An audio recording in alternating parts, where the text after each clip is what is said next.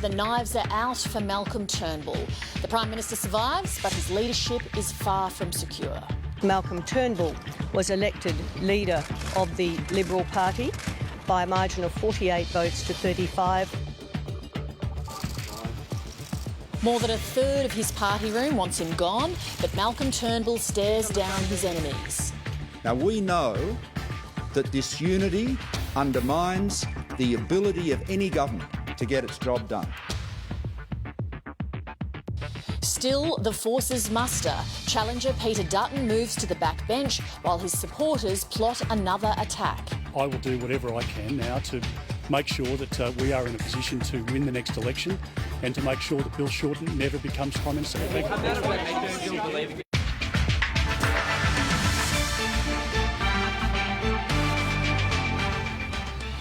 Also ahead on the News Channel, a message from Rome. The Pope says he's ashamed of the Church's failure to prevent child sexual abuse. And sprint champion Usain Bolt takes part in his first training session with the Central Coast Mariners.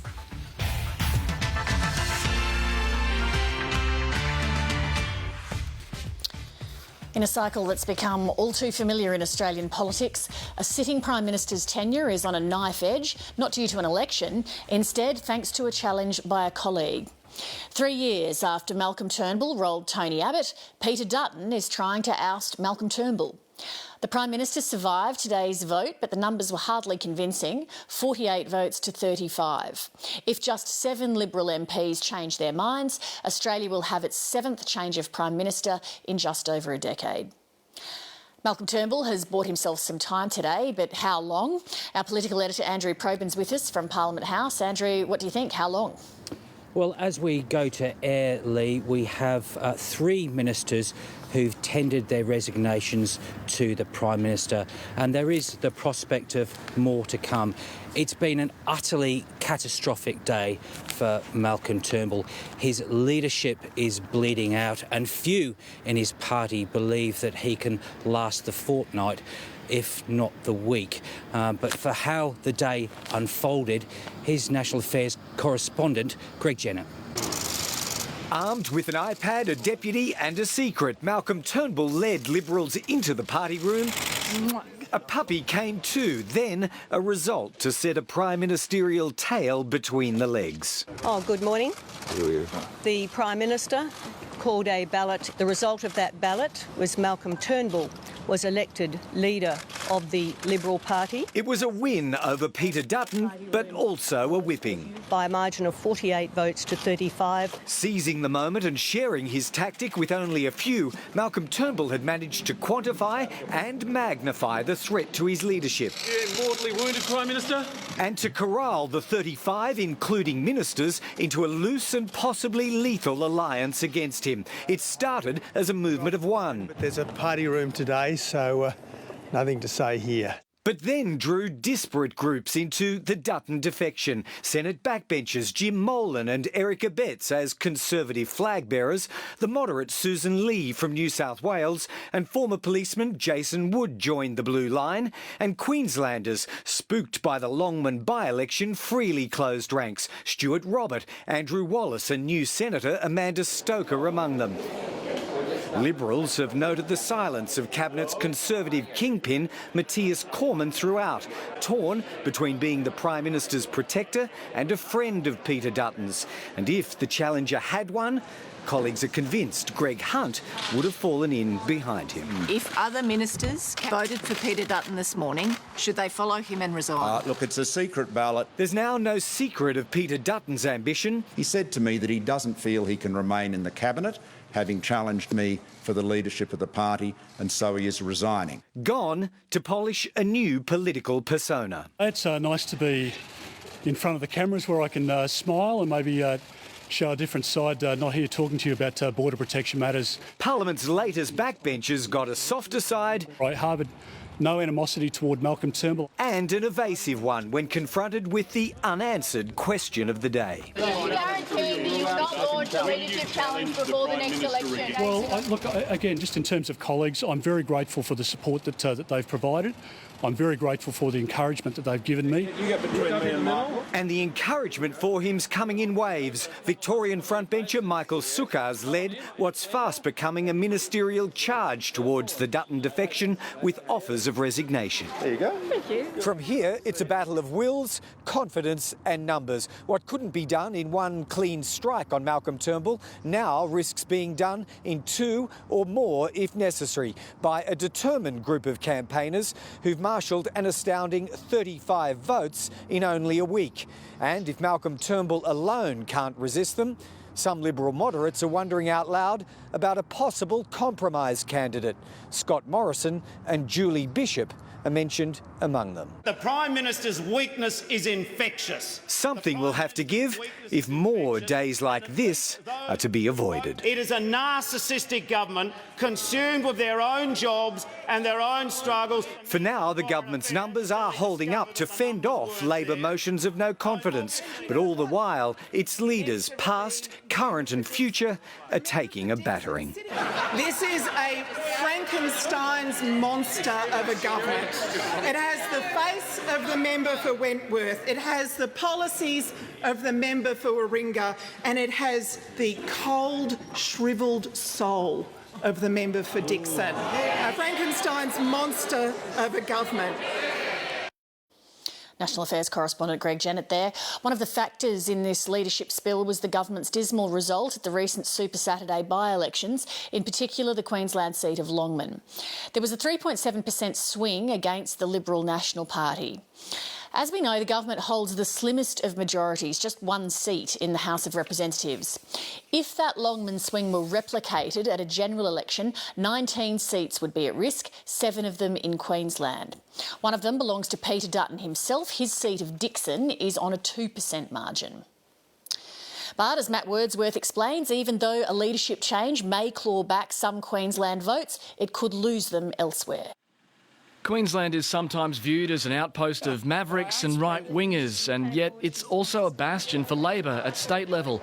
Peter Dutton's marginal seat of Dixon shows voters can support both sides simultaneously. I'm normally a Labor voter, but the one thing I do think that he has done correctly is the immigration, stopping the boats and whatever. It's a good man, but I'm a Labor person, so you are asking for wrong. But he's a good man. Tony Abbott. I like him. The critical event was the Longman by-election, a loss which convinced LNP President Gary Spence that up to half of the party's 21 seats were in danger and the party was going in reverse. I don't think the issue is whether Peter Dutton can win. I think it's simply that they feel he has a better chance of winning an election than Malcolm Turnbull. Senior LNP figures believe Peter Dutton's great strength is in winning back One Nation voters. They admit he's weaker in inner Brisbane, but the real question is what happens everywhere else. He'll probably get a backlash in Sydney and Melbourne. What's the end game here? If the end game is to sort of beat One Nation, I mean, it's a race to the bottom, isn't it? The same-sex marriage vote should have told Conservatives how out of touch they are with mainstream Australia. I mean, every seat in South Australia voted yes. If you had to choose between Malcolm Turnbull and Peter Dutton, who would you think would be the better leader? I don't know. I'd probably go Dutton, but it's a personal thing. If he became the Prime Minister, New Zealand's looking good. I don't think that these issues are being driven by great policy. I think they're being driven by ego. What happens too much, like we get so many Prime Ministers and they all talk a whole lot of crap, really. ABC election analyst Anthony Green points out that no Prime Minister has lasted a full term since John Howard. Before that, there were just 4 PMs in 32 years. It seems to have become a rotating commodity, the Prime Ministership, and I think there's a degree to which a lot of voters are getting very frustrated by this. Back in Dixon, perhaps Angelo sums it up best. Compared to the older politicians, they used to think of the country first, the people, the electorate, then themselves. They seem to have got the order completely askew. And still the expectation of another leadership challenge. Matt Wordsworth in Brisbane there. Malcolm Turnbull's leadership may not have been dealt a fatal blow yet, but as we've heard, it's far from on safe ground. Political reporter Jane Norman takes a closer look at why. Mr Abbott. A former Prime Minister turned political assassin. Where are this Prime Minister's convictions? What are his convictions? With a devastating critique, Tony Abbott signalled his patience had run out. For 3 years, he's been seething on the backbench, furious at the man who took his job. There'll be no wrecking, no undermining and no sniping. This is a rivalry that goes way back. Malcolm Turnbull. It was in 1999 that the Conservative monarchist was first pitted against Malcolm Turnbull, a moderate at the forefront of the Republic movement. They'd soon be on the same side in Parliament, embodying the broad church that is the Liberal Party. We must retain our credibility of taking action on climate change. Malcolm Turnbull won the Liberal leadership, but in backing the Rudd government's emissions trading scheme, Tony Abbott found an opportunity to strike. I accept that Malcolm would have preferred that I didn't do this. Mr Abbott led a revolt among climate sceptics, and it was on. He seized the leadership by a single vote, overseeing a seismic shift in the party's policy. I do feel humbled and daunted by what's ahead. Tony Abbott handed Malcolm Turnbull the communications portfolio, and the pair struck an uneasy truce. Malcolm is going to be Mr Broadband. Mr Abbott's popularity plummeted, and his captain's calls irked colleagues. Knights and dames in the Order of Australia. Malcolm Turnbull styled himself as the progressive leader the party needed to win back Middle Australia. We have lost 30 news polls in a row. Mr Turnbull won the ballot but struggled to unite the party. And after the narrowest of victories in 2016, he never really gained the authority to pursue his agenda, something Tony Abbott has exploited. I think Tony ought to devote his attention overwhelmingly to ensuring the return of a coalition government. Well, here we go again. Another being brought down not by voters but by their party. Not since John Howard has a leader lasted a full term. So if history is anything to go by, Malcolm Turnbull's days in the top job appear to be numbered. Just another chapter in a decade of toxic politics. Jane Norman reporting. Andrew Probyn's still with us, and let's also bring in Insiders host Barry Cassidy in Melbourne. Andrew, events have been moving very fast in Canberra. Malcolm Turnbull survived the day, but how is his support in his own party tonight? Well, it turns out it's thinning, Lee. Peter Dutton got 35 votes today without a proper campaign, without a pitch to colleagues and without even ringing around.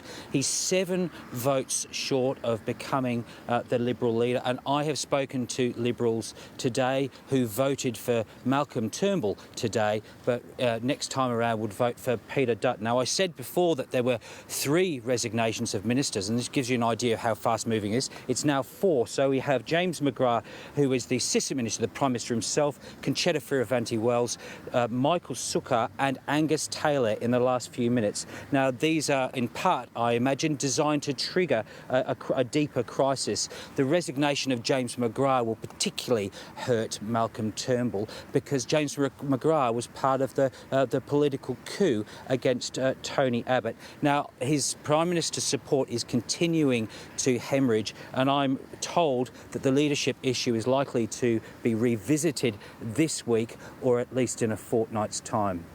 Barry Cassidy, to what extent is the Prime Minister himself to blame for today's attempted coup? Well, a significant minority of Liberals would never accept Malcolm Turnbull as one of their own, and they were determined to make life difficult for him. But he made life difficult for himself as well, because rather than fight them, he chose to appease them, and appeasement never works. And the worst example of that was yesterday in the party room when he threw in the towel on energy policy. Now, that was a policy that he'd gone around the country selling that policy, and yet he had the overwhelming support of the party room, and yet even then he gave in to a minority of rebels, and of course that was the end of certainty for business. But the other issue that you raised, the Longman by-election, that was important as well because the LNP's primary vote went from 39% to 29%, and yet Malcolm Turnbull tried to dismiss that as a typical swing that you get in by-elections. Well, that's not the way that it was seen in Queensland. They wanted Malcolm Turnbull to say that he had learnt lessons from that by-election, and he didn't say it. And I think that was reflected in the numbers today. I think Queenslanders were angry about that. Just finally, back to you, Andrew. You said that you think this leadership issue could well play out this week. I mean, in what form? In another spill? Is there any prospect that Malcolm Turnbull would voluntarily stand aside? That's a possibility, but I think largely it's up to what Peter Dutton does now. Now, he is getting closer, obviously, to having the numbers, but there is a very serious complication that we can discuss right now that affects Peter Dutton's candidacy, and that is the Nationals, curiously enough. Now, I understand that Darren Chester, a Nationals frontbencher, believes that Peter Dutton is simply unelectable in the southern states, and that Darren Chester and up to three other Nationals are willing to sit on the crossbench rather than have Peter Dutton as Prime Minister. So we have a situation where Peter Dutton might snatch the numbers for the Liberal leadership, but not have the confidence of the House to remain Prime Minister. And in a curious way, in this context, Malcolm Turnbull's saviour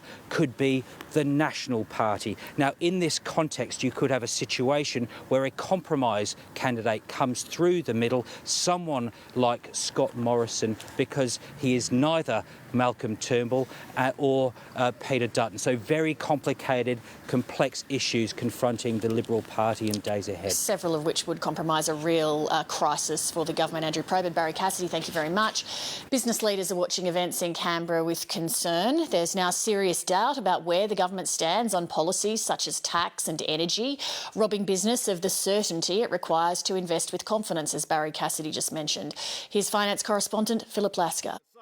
The government may be divided, but business is united in its dismay at the chaos in Canberra. You don't have to be Socrates to understand that our leaders have a responsibility at day's end to try and reconcile their differences. A corporate sector craving certainty does not want yet another Prime Minister installed. Moving the goalposts around constantly is an anathema to, good business conditions.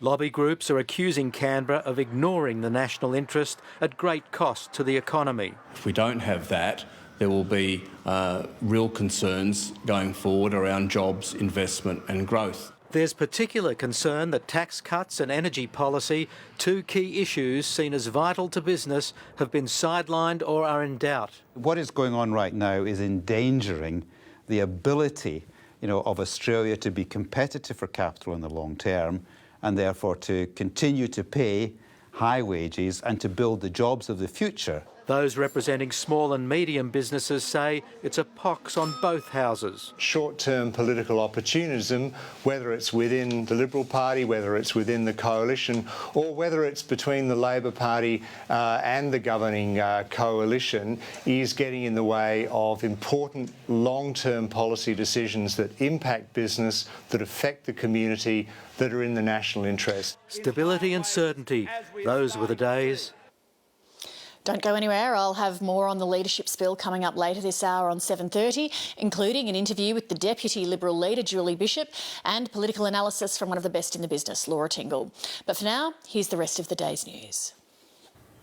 Thanks, Lee. Well, Liberal MP Warren Entsch says Tony Abbott's personal dislike of Malcolm Turnbull needs to come second to the interests of the country. He spoke exclusively with the ABC's Emma Alberici. Warren Entsch, during the party room meeting, reporters were being briefed that you were, quote, getting stuck into Tony Abbott. What were you saying to him? I wasn't going to say anything, and however, our former leader stood up and quoted the Prime Minister on something in making a criticism, and I thought, well, maybe it's appropriate to start to quote from back in 2015, and so I made the point there, when you're talking about there's not going to be there's not going to be any sniping, there's not going to be any undermining, there's not going to be any wrecking.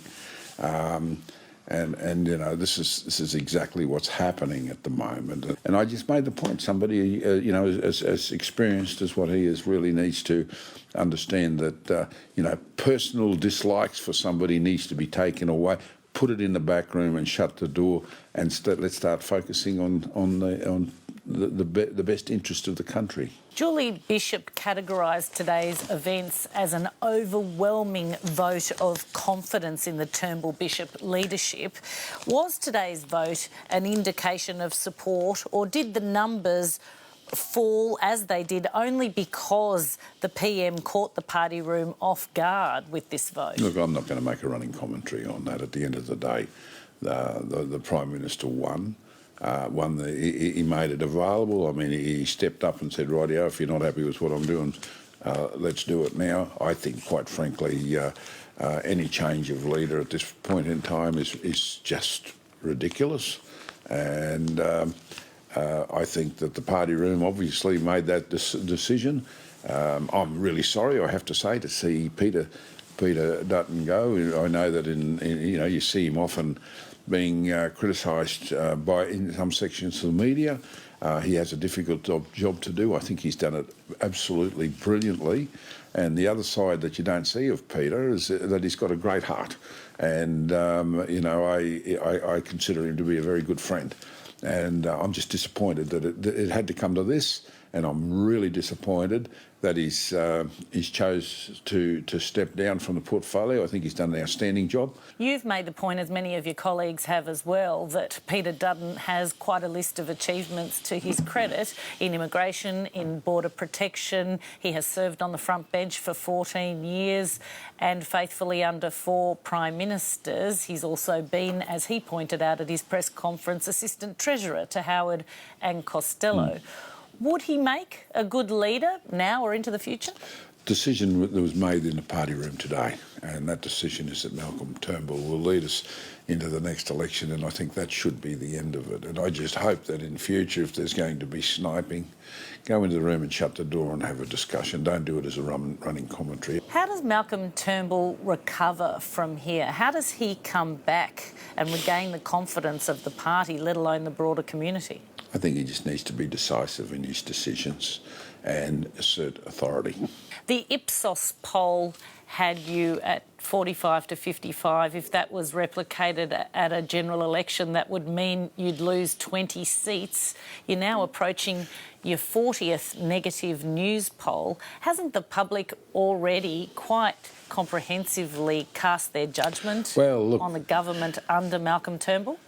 At the end of the day, there's one poll that counts. But, you know, in the last quite a few different elections we've seen, the pollsters have got it absolutely and totally wrong. And if you go back to the Howard years, when I was a member of government, I mean, there were polling figures that were equally as dire, and we went on shortly after to win a government. Okay, you don't think Malcolm Turnbull is at all responsible for his own predicament? I mean, Tony Abbott made the point that he thought Malcolm Turnbull lacked conviction. Isn't it, in fact, evident from his attitude to climate change, being so quick to dump emission targets from legislation? Well, I mean, it's the art of doing what is possible, and I mean, it's easy for Tony to make those criticisms, but a lot of that was to try and accommodate Tony's views. Maybe I think the Prime Minister's, if there is a criticism, he's been too accommodating, and maybe he needs to stand up to some of these and just say, well, no. And quite frankly, I think that this has gone past the point of arguing on policy. This is all about personalities, and I don't think there's anything that Malcolm can do from a policy sense that will ever satisfy the former Prime Minister, and I think that's disappointing. Scott Morrison's been handed Home Affairs. That's a super portfolio, having Treasury and Home Affairs. That can't be expected to last long. Do you have any views on who might be a good Home Affairs Minister in the absence of Peter Dutton? I'm a humble backbencher. I think Scott will do it very well. I think he's got very, very big shoes to fill. As I said, I'm really sorry and sad that Peter's not prepared to stay in that portfolio. Peter Dutton did not rule out Another challenge to Malcolm Turnbull's leadership. Some people think it might even come this week. Is that what you're expecting? No, I'm just hoping. Try to expect nothing, only hope to goodness that common sense will prevail, and let's start focusing. Let's settle down and start focusing on delivering government. Warren Ench, I appreciate the time you've taken to speak to us. Thank you very much. Thank you very much indeed. Cheerio. Emma Alberici with that report. Well, today's Canberra ructions could not have come at a worse time for Victorian state opposition leader Matthew Guy, less than 100 days from the state election. There are fears among Victorian state Liberals about the ongoing damage their federal colleagues are doing to their electoral chances, and the prospect of Peter Dutton becoming Prime Minister has many coalition MPs worried. Today was meant to be all about Labor's rorts and a no-confidence motion in the government. But instead, Matthew Guy was confronted with Canberra chaos among his federal counterparts. This mess that is federal politics, that has been the case effectively since mid-2010, needs to conclude, and we need to have a government that's focused on Australians, not on themselves. There was no spill on Spring Street, with the leadership ballot music to Labor ears. I reckon we're still having a better day than you are. But anyway, Speaker. While the circus travels through Canberra, our government is giving to hard-working nurses and midwives the respect and the legislative protection that they are entitled to. The political pain in Canberra is bad news for the state Liberals ahead of what promises to be a tight election in 95 days. The party brand risks being trashed over disunity and policy changes. And there are real fears that Malcolm Turnbull's leadership is terminal, meaning another ugly spill is possible just before the state election. And then there is the challenger himself. Peter Dutton's brand of hard politics is unlikely to be welcomed by many voters in Australia's most moderate state. As one senior Liberal told the ABC, he would go down like sandpaper on skin. In question time, Mr Guy tried to focus on the coalition's strengths. Premier, isn't it true that Victorians are less safe now than ever before? The rest of the afternoon was spent on a no-confidence motion on the Andrews government that was bound to fail. A born-to-rule Labor Party who believe they're entitled to government. This is an opposition leader searching for a distraction, so in need of a diversion. But it's the noise from the other parliament that threatens to drown out local debate. I just hope this all concludes. And that might be wishful thinking. Richard Willingham, ABC News, Melbourne. Now to the day's other news, and Pope Francis has written unprecedented letters to Catholics asking them to help uproot the culture of abuse in the Church. In a highly personal letter addressed to the people of God, the Pope acknowledged the Church didn't respond appropriately to abuse by clerics, saying they had abandoned the children. Record-breaking sprint champion Usain Bolt has taken part in his first training session with the Central Coast Mariners. The Jamaican is in a trial period seeking an A-League contract. Bolt has in the past publicly stated his dream of playing professional soccer and trained earlier this year with German club Borussia Dortmund. Time for a check of the weather now with Graham Creed. We've got a low pressure system set to move from Western Australia into South Australia as we move through tomorrow. It's going to bring some fairly widespread showers, even a possibility of a thunderstorm into the western districts of South Australia. It's currently sitting through the southwest of Western Australia. Most of these rainfalls have been relatively light. We're going to see them contract generally to the south of the state overnight tonight, and then they'll pretty much contract along into the eastern parts of the coastal fringe. Through the east, this high pressure system is the dominant feature. Now underneath that, we're expecting to see another very cold night, so widespread frost from Tasmania all the way through to northern Queensland. We'll see that extending into the Northern Territory, although minimums will slowly start to creep up as this trough and frontal system start to move further east. We've got a more northerly wind flow developing, and that's going to draw some slightly warmer air down from northern and central parts of the continent. And for Western Australia, also relatively clear. It's just the south coast looking at a few showers. This high pressure system will become the dominant feature over the next day or two. Adelaide really won't see any impact from that low pressure system and trough. It should be a dry day and relatively mild as well. Also starting to warm up slightly across the southeast, and that warming trend will also continue as we move through the end of the week. We've got lots of sunshine across the north of the continent, but lots of smoke around the Northern Territory, also parts of Queensland and northeast New South Wales. That low pressure system starts to push up into the northeastern pastoral districts of South Australia late on Thursday. And that could see a thundery shower across that region into the southwest of Queensland and the western areas of New South Wales. But at this stage, that activity is expected to remain fairly patchy and light. So as that system moves further east, it will encounter more moisture due to this high-pressure system, and that's leading to that moisture feeding into the low and the trough. So still relatively clear conditions across the eastern states. A few showers possible in Adelaide, and we've got another dry day for Perth. Still got plenty of bushfire smoke through parts of the eastern states, and again through the north, and a possible shower on the Tiwi Islands. Thanks, Graham. And in the last few minutes, Zed Zazelja, the Assistant Minister for Jobs, Science and Innovation, has offered his resignation to the Prime Minister. Lee Sales is here again now with more on the Leadership Challenge. Hello again. We're taking a deeper look on 7:30 at the implications of today's Liberal Leadership Challenge. Malcolm Turnbull may have won for now, but are his days numbered? Shortly, I'll be talking to his deputy, Julie Bishop. Also, we have the second part of our special series on the future of the Great Barrier Reef. This water flows straight out into the reef. Into the reef. So you're very aware of what goes in here and the effect that it has. Oh, most certainly, yeah. The stuff that we're really concerned about comes principally from fertilised crops. Do you accept that this is one of the causes? No. No. No. I don't think there's any value in pointing the finger of blame at any one sector. We all have a job to do. I guess my biggest fear is we get regulated out of existence and the reef still dies. We can't fix everything else and ignore climate change. It's not going to work. A week ago, Malcolm Turnbull had the overwhelming support of his party room for his energy policy. Since then, he's twice capitulated to the Conservative wing of his own party to sandbag his leadership. But even that's not been enough. Today, the Prime Minister went the nuclear option of declaring the party leadership vacant in an effort to flush out his enemies and buy himself more time. He did do that, but the question now is whether he can do anything from this point to save his leadership. In a moment, I'll speak to his deputy, Julie Bishop. But first, 7:30's chief political correspondent, Laura Tinkle, joins me from Canberra. Laura, this is far from the end of the leadership issue, one must imagine. Far from the end, Lee. I think the big question has been about the timing of this. Without a doubt, it's quite a clinical coup. You'd have to think that there's been quite a lot of planning in this. When the move was made by Malcolm Turnbull this morning, it took the plotters, if you like, by surprise, because they'd been looking at doing this later this week or possibly even in September.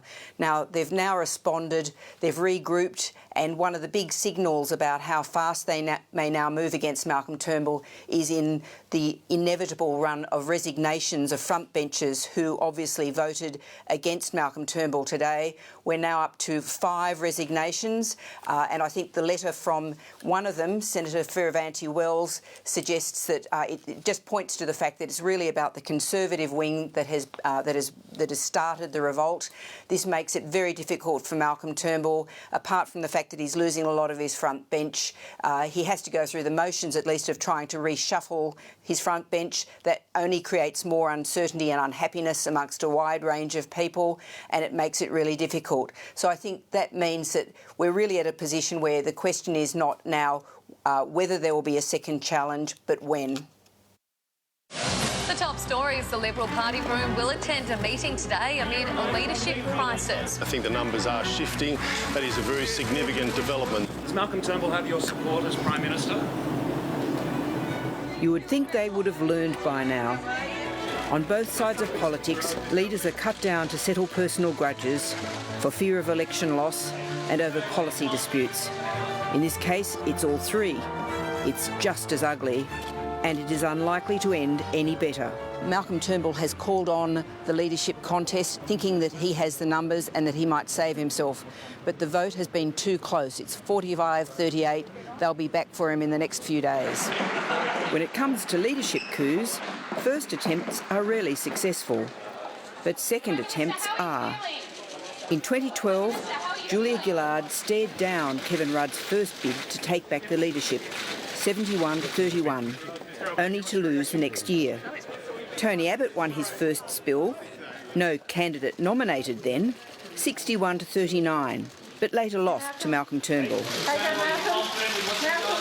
My job is to do everything I can to ensure that we are united and work together. And as you know, I don't bear any grudge against Peter Dutton for having stood up and challenged me today, and I offered invited him, in fact, to continue in his position. Peter Dutton is now on the backbench and free to lobby his colleagues.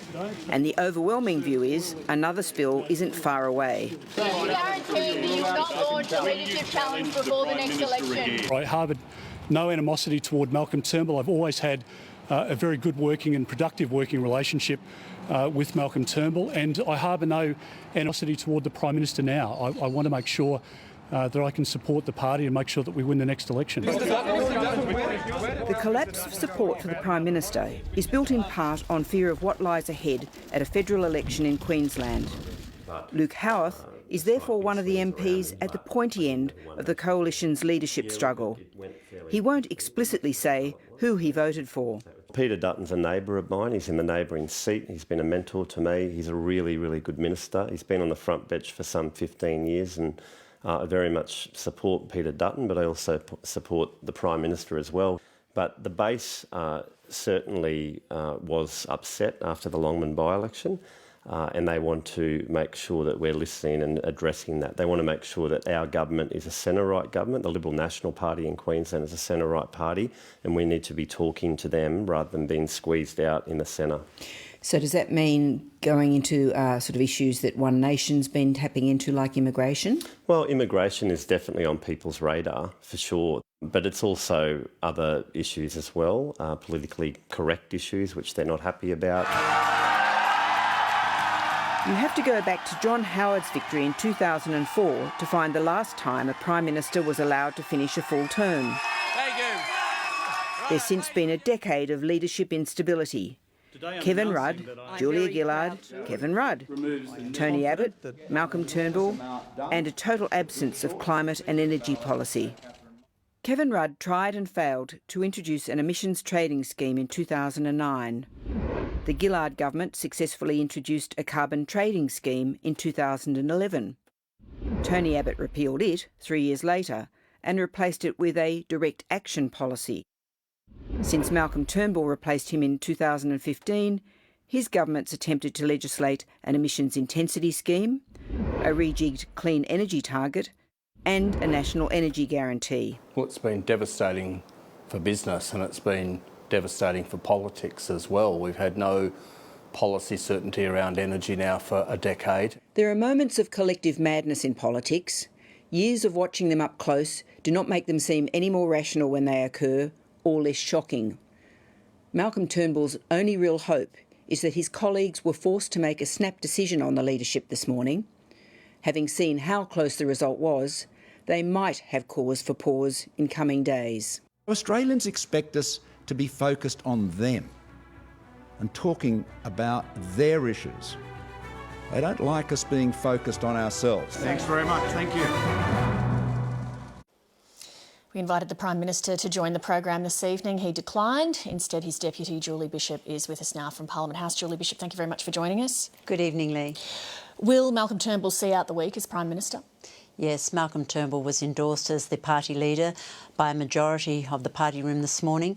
The task ahead of us is now to heal the divisions and to bring the party together so that we can focus on the issues of concern to the Australian people. There's been 5 resignations since then. Is what you're suggesting simply wishful thinking? Well, these are people who, for their own reasons, have decided to offer their resignation, but I know that the Prime Minister is working very hard to heal the divisions and to bring the party together. But I can tell you, Lee, we do have a strong foundation upon which to build. We are all united in our belief that the Coalition has the best policies for strong economic management and strong national security, and that Bill Shorten will be a disaster for the country and risks thousands of jobs and risk our economic well-being. You mentioned unity in the Prime Minister's call today for unity, but his opponents within the party have not heeded calls for unity until now. Why would that change? I believe that as we near the election, the choice will become very clear between the Turnbull government focused on lowering taxes for people and businesses and individuals, lowering prices, for example, our downward pressure on energy prices, and our record on jobs growth. and the anti-business, anti-job, destructive policies of Bill Shorten. And we were building momentum. I mean, it wasn't so long ago that people were talking about Anthony Albanese taking over from Bill Shorten. Well, when speaking of momentum, I'm just wondering, when you look at the momentum that has built today, what is your source of confidence that this won't come to a head again later this week? Lee, Peter Dutton said he respected the result in the party room, and the result in the party room was that Malcolm Turnbull was endorsed as leader and I was endorsed as deputy leader. He also clearly refused to rule out not challenging again. Well, that's a matter for Peter, but I have to say that the momentum builds when we deliver policies that reflect the needs of the Australian people, and that's when we talk about tax cuts and deliver them, when we talk about putting downward pressure on energy prices, and we are seeing the corner turned. We are seeing lower energy prices, and that's what we need to do. Focus on the issues that the Australian people really care about. As Deputy Liberal Leader, will you tap Malcolm Turnbull on the shoulder and tell him that time is up if or when it becomes apparent that a majority of his colleagues no longer support him? Lee, this morning a majority of the Liberal Party room endorsed Malcolm Turnbull as the leader of our party. I respect the majority view of the party room, and I hope all my colleagues do as well. And I'm asking if that changes as Deputy Liberal Leader, will you give Malcolm Turnbull the tap on the shoulder? Lee, this morning I was elected unopposed as the Deputy of the Liberal Party. That's my job. That's the role the party room have elected me to, and that's what I'm focusing on. And the people in my electorate and the people of Western Australia want to hear politicians talking about their concerns, and I suggest that that would be the case across the country. Malcolm Turnbull has now led the Liberal Party through 38 news poll losses in a row. The recent Super Saturday by-elections were not a good showing for the coalition. If the Liberal Party is serious about not wanting to see a shortened Labor government, at some stage, if this trajectory continues, shouldn't Malcolm Turnbull stand aside with dignity to give somebody else a fighting chance to win the next election? Malcolm Turnbull has just been re-elected as the leader of the Liberal Party. I'm talking about a trajectory there that we've been seeing for quite a while now. Well, Lee, there is a debate within our party room about the way we're connecting with the Australian people. And as I was saying, we were building momentum as we were getting our tax cuts through the Senate, when we were focusing on lowering the cost of energy and electricity prices, when we saw records jobs growth. More Australians are in work now than ever before. Sorry to interrupt, but even 35 members of your own party room aren't buying that narrative that you're selling. Well, that's the task ahead of us. We now have to heal the divisions and bring the party together and focus on what unites us, and that is most certainly that the coalition policies deliver strong economic management and strong national security. Let me ask you again, if the trajectory that we've seen continues, why shouldn't Malcolm Turnbull stand aside to give somebody else a shot to win the election for the coalition? Well, I don't believe that the trajectory will. We have an opportunity today to focus on the issues of concern to the Australian people, and that's what I will do, and I hope that every member of the coalition will do that. Focus on what the Australian people want from us, and that's good government. If Mr Turnbull were to vacate the leadership at some stage, would you consider running to offer your colleagues an alternative to Peter Dutton? Ollie, that's such a hypothetical. I mean, it's got so many hypotheticals built into it. Well, we're sort of pretty close to it, actually, judging from events this morning. No, I've just been elected as the Deputy Leader of the party. I am grateful for that support. I never take it for granted, and I will do my very best to act out that role as Deputy in support of the coalition delivering good government for the Australian people. Nonetheless, we're in a very febrile environment. There would be some of your colleagues perhaps who are not that happy with Malcolm Turnbull but who find Peter Dutton to be an unpalatable choice. I'm wondering whether you would give your colleagues the option of voting for you in the event that the leadership became available. I'm not canvassing that option. Given that, according to opinion polls, you are the only Liberal MP who would possibly improve the party's primary vote as leader, why aren't you seen as the logical successor to Malcolm Turnbull? Why is Peter Dutton in that box seat? Well, Peter Dutton made it clear in April that he wanted to be Prime Minister, and I think that was a signal to colleagues that he wanted the job. I've got a job, that's as Foreign Minister and the Deputy Leader of the Liberal Party, and I'm getting on with my job of delivering good government for the people of Australia and supporting the Turnbull government in doing that. Lee, people want to hear about how they're going to get a job, how they're going to keep a job, housing affordability, downward pressure on costs. That's what they want to hear us talk about, and so that's what I'm focused on. You're looking forward there, but when we look at the Coalition's record in office since 2013, there's a pattern of you telling us voters one thing and then doing another. For example, you tell us that you need an energy policy with an emissions reduction target, you then ditch it. You tell us you're a free market government, then you impose taxes on the banks and regulation on the energy sector. You tell us you'll reduce debt and deficit, the opposite happens. You tell us you'll bring an end to the disunity of the Labor era, you carry on with it. Why should anyone who's voted for you give you another chance? We have to listen to our backbench, and they represent electorates of over 100,000, 150,000 people. So each person in our party room represents an electorate, and we have to listen to their concerns. And no government can just put out policies and push them through. You have to negotiate. Every government that I've been involved with and every government I've observed has negotiated their way through difficult policy decisions. But at the end of the day, it's the outcomes. And what we've seen is a growing economy under the Turnbull government. We're now the fastest growing economy in comparable countries. 300,000 new jobs in the last 12 months, 1,000 jobs a day, and unemployment is down to its lowest level in 6 years. That's the kind of result that people want to see. And if you have to negotiate your way through the Senate and through the House of Representatives, well then that's the cost of doing government. But it's the outcomes for the Australian people that matter. Julie Bishop, we appreciate you speaking to us this evening. Thank you very much. Thanks, Lee. Chief Political Correspondent Laura Tingle still with us at Parliament House 2. Laura, you were listening to Julie Bishop just now. She thinks Malcolm Turnbull will still be the Prime Minister by the end of the week. How do you see things unfolding from here? I think that's starting to look a bit of a risky proposition, Lee. Julie Bishop was talking a lot about the job of healing divisions. The Prime Minister might be trying to heal divisions. For example, he hasn't been accepting the resignations of a lot of the people who've resigned tonight. But the other side is not looking to heal divisions. They're trying to magnify them, and it's really developing as a very much a conservative push against Malcolm Turnbull. It's crystallised from being about energy prices and a whole range of other issues. We're looking at the prospect of this very conservative new agenda on immigration, looking at the sorts of issues that won a very big vote for One Nation in Queensland, in Longman, and I don't think that these are divisions that anybody has much intention of healing other than Malcolm Turnbull. Laura, just briefly, if Peter Dutton does become Prime Minister, what would a Dutton government look like? Well, I think it would be a very different one, Lee. I think it would be very conservative. He's obviously trying to now position himself as, this nice smiling guy, as we saw in the doorstop this afternoon. But I think it would be very different. I think that we've still got to see what he would do about issues like energy, but I think he would try to repackage issues like tax cuts and present the Coalition as very much the party of small to medium business. But it's that other agenda that's going to be a real worry. All right, Laura Tingle, thanks again. Thanks, Lee.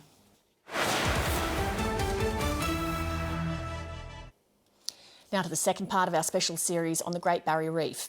Last night we looked at the state of the reef after a series of bleaching events and how the threats it faces could affect tourism. Tonight we go onshore and look at the industries at the centre of a battle over runoff from their lands. That runoff heads down the rivers and out into the reef, but as Peter Grester explains in this report produced by Amy Donaldson, some industries such as grazing and sugarcane are desperate to protect their livelihoods and the reef.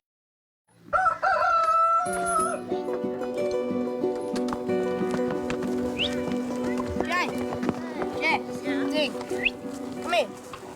Mustering cattle is a daily ritual for the MacArthur family. So this is what you would traditionally call coastal country. It's traditional breeder country. The MacArthurs have worked the property just inland from the coast for 4 generations.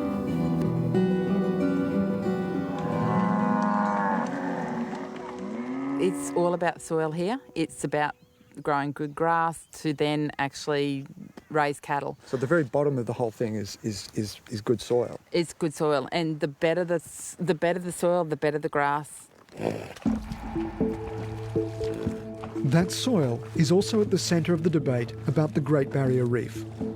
A series of disasters has hit the reef hard, including 2 waves of hot water in 2016 and 17. But climate change isn't the only problem.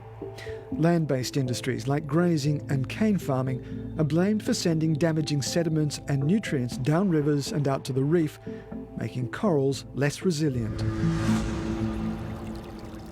There's plants, there's little fish swimming around in there. So but this water flows straight out into the reef. Into the reef. It's not that far. How far is it from here? From where we're standing, it's probably 7 or 8 kilometres to the actual salt water. So you're very aware of what goes in here and the effect that it has out there? Oh, most certainly, yeah. Rob MacArthur loves the reef as much as anybody, but he rails against Queensland's Vegetation Management Act amended earlier this year to try to reduce sediment runoff. People in the local area have got more knowledge of the local area than someone who's